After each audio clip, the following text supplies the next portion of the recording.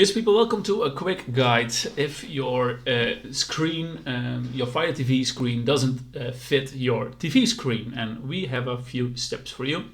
And well, I hope this will work. And if this works, please give me a subscription and like this video. That would be very helpful for me.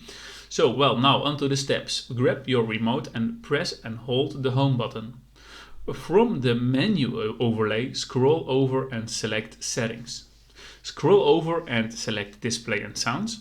Scroll down and select Display. Select Calibrate Display and follow the on-screen directions to adjust the test image using your remote. And once you're satisfied with the adjustments, click Accept and you should be all set. Well, hopefully that helps you to get the most out of your Fire TV. And if you have any suggestions or tips, please leave it in the comment box below, because we can help each other. Well, thank you for watching and listening to this video, and hope to see you soon. Thank you. Bye-bye.